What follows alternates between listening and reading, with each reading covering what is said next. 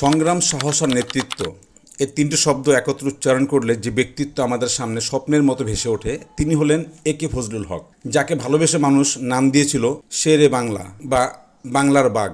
এই পৃথিবীতে কিছু মানুষের জন্ম হয় একটি জাতির জন্য বা একটা সম্প্রদায়ের কল্যাণের জন্য, আর বাংলার বাঘ ছিলেন তাদেরই একজন। প্রিয় দর্শক শ্রোতা, আমাদের আজকের আলোচনার কেন্দ্রবিন্দু একে ফজলুল হক, যিনি সংগ্রাম, সাহস আর বলিষ্ঠ নেতৃত্বের আরেক নাম। উপস্থাপনায় আপনাদের সাথে আমি আছি মোহাম্মদ নাজমুল হক, আর আপনারা দেখছেন নাজমুলস টেলিকাস্ট।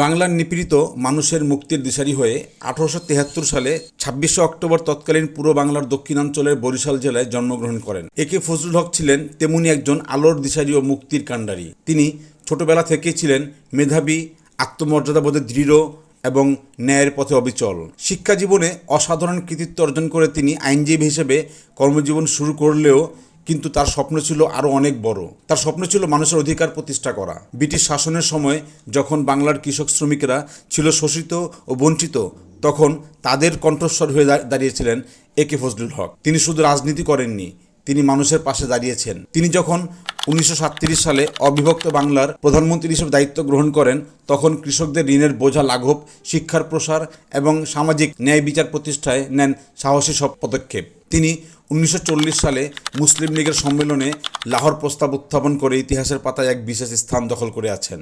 এই প্রস্তাব উপমহাদেশের রাজনীতিতে এক নতুন দিগন্তের সূচনা করে। তিনি ছিলেন আপোষহীন, স্পষ্টভাষী এবং সাহসী নেতা। ক্ষমতার চেয়েও মানুষের ভালোবাসা ছিল তার কাছে অনেক অনেক বড়। তাই তো তার সাহসিকতা দেখে মানুষ তাকে উপাধি দিয়েছিল শেরে বাংলা। 1962 সালে তিনি পৃথিবীর মায়া ছেড়ে চলে গেলেও তার আদর্শ আজও বেঁচে আছে বাংলার প্রতিটি হৃদয়ে। ন্যায়, সাহস আর নেতৃত্বের প্রতীক হয়ে তিনি ইতিহাসের পাতায় অমর হয়ে আছেন। বর্তমান রাজনীতিতে তার দৃশ্যমান উত্তরসূরি না থাকলেও ন্যায় বিচার, সামাজিক সমতা ও সাহসী নেতৃত্ব, এই মূল্যবোধগুলোই তার প্রকৃত উত্তরাধিকার। রাজনৈতিক উত্থান পতনের পর জীবনের শেষ দিকে তিনি কিছুটা নিভৃত ও ক্লান্ত হয়ে পড়েছিলেন বলে ঐতিহাসিকরা উল্লেখ করেন।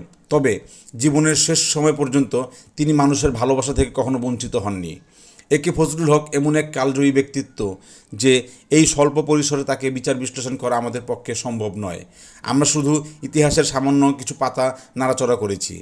যাই হোক, আমাদের এই প্রচেষ্টাটি যদি ভালো লাগে থাকে তাহলে লাইক, কমেন্ট ও শেয়ার করুন, আর এরূপ তথ্যমূলক ভিডিও পেতে সাবস্ক্রাইব করে আমাদেরকে উৎসাহিত করুন। সর্বোপরি যেখানেই থাকুন ভালো থাকুন, সুস্থ থাকুন এবং নিরাপদে থাকুন। ফি আমানিল্লাহ।